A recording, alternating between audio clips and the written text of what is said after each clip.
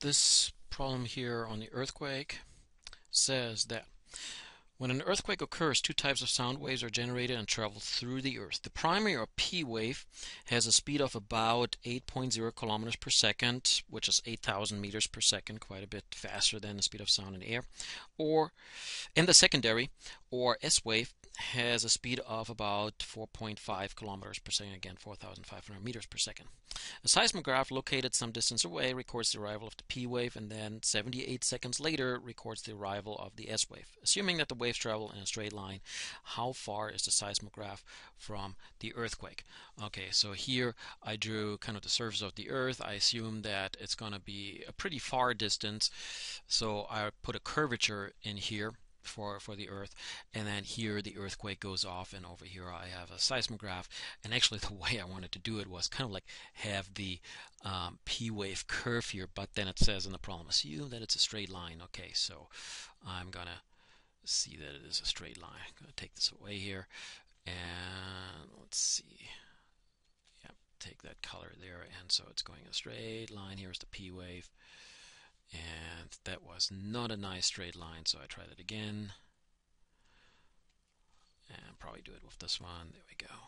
So here's the P wave, there it goes, and then the S wave started at the same time but is slower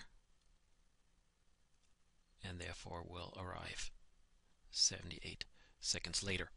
As far as the seismogram is concerned, it will look something like this. So here's the normal seismogram. It always shakes a little bit, and then at some point here's the P wave, and that kind of peters out, and then 78 seconds later there's the S wave coming, and neither one of them is actually a damaging wave. The damaging one is the surface wave that goes along here and then hits whatever locations it hits, and then there would be a big thing. But I think the distance here is going to come out so large because of the 78 seconds that there will be very little damage because that surface wave will be quite diminished in any case. So there's 78 seconds in between, and it says, assuming that the waves travel in a straight line, how far is the seismograph from the earthquake? How could we possibly figure that out? Pretty much all we have right now is delta t equals these 78 seconds. Remember, it's a difference in time, so that's why I'm writing delta t. And what we also have is that the P wave, I'm going to use a different color here.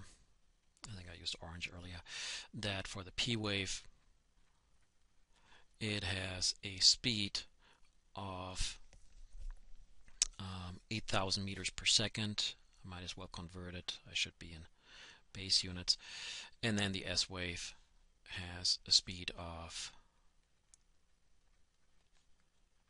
4,500 seconds given in the problem. This was supposed to be an equal sign here. There we go. Okay, and then we're supposed to figure out what x is. So x equals question mark. Okay, well, how to do that? Well, one thing is this particular problem has a star on it, and that means that it's either harder or you have to go back to a previous chapter, or perhaps both. In this case, it means go back to a previous chapter and notice that we are looking for x, that t, or at least delta t, is given. Notice the total time is not given, just the difference in time is given. And then velocity is given. Well, that brings us all back to one of the first equations, perhaps the first equation that we encountered in all of physics, which is distance equals velocity times time, from one of the first chapters in any physics book. As far as the wave itself is concerned, we're just using it as something that is propagating. We're actually not using any of the wave properties. There is no frequency given, there is no wavelength, there is no amplitude, and it's not needed and it's not asked for. So it's just something that propagates, and of course it fits in this chapter because A, it's a wave, B, earthquake waves are of tremendous interest. Okay, let's see how we go ahead here as far as the algebra is concerned. So we're supposed to figure out what the x is with a v given and with a t given as well. So I'm actually going to write the t as L delta t, which is the time that the S wave needs, minus the time that the P wave needs. Notice that the time for the S wave is larger than the time for the P wave, and when I did my seismogram earlier, I guess I could have written this here. So there's the P wave. I did say it, and there's the S wave, which of course takes more time. I don't know either one of these times, but notice what happens when I plug in that equation over here.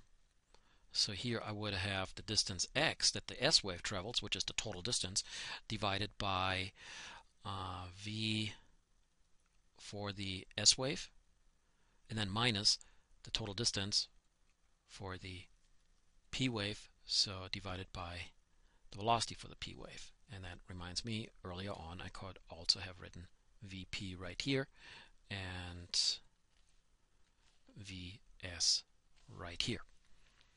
Okay, so pretty much what I got now is that I have delta t given, and I have this over here, and I have this over here with both the velocities given, and x is of course what we need to figure out.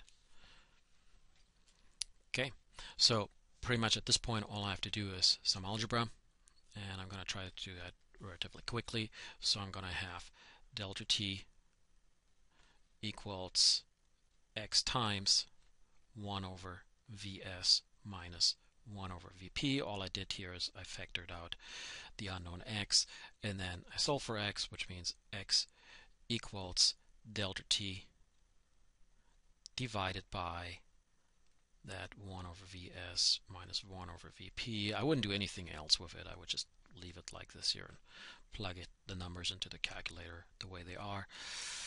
You're going to come up with something when you plug in these numbers. Notice that everything is in base units. There's the seconds, here's already the meters per second, so it should come out to base units, which is going to be meters.